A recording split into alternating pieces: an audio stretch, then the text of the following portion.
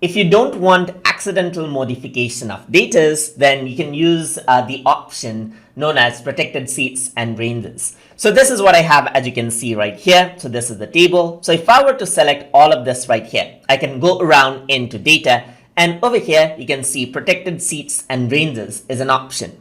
So once you click on protected seats and ranges, what you have is you have this new pop-up right here, and you can enter a description. So I'm just going to say protection of data, just like this. And this is the range which is selected, as you can see. You can click here and then click and drag out the selection as well if you're not happy with the previous selection, and press OK. You can also select a seat. Let's say, for example, you want to, let's say, protect out a particular seat. You can do that as well. But I'm just going to go around into range and set the permission.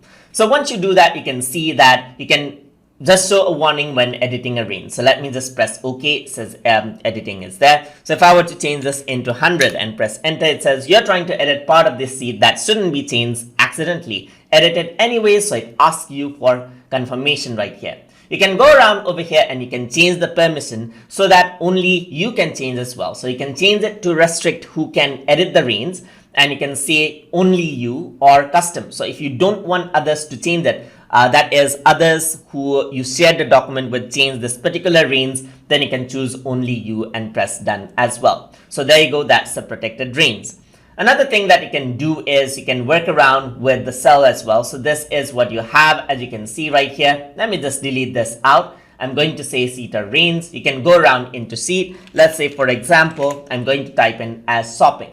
So now let's say what I want is I want accept certain cell. Let's say, for example, I want certain cell to be editable right here, and then rest I want to be protected. So these are the exception for the certain cell. You can also add another range right here. So I'm just going to go around and select these one right here, just like that. I'm going to set the permission right here, and then I'm going to say so warning when editing this range, just like that. And now if I were to go around and then type in something, it shows the warning. I just press cancel. But if I were to change this section right here, then you can see that there is no warning. And that is how you can use the protected seats and ranges option to protect out data inside of Google Sheets. So I hope you guys learned something as always. And as always, please like, comment, share, and subscribe.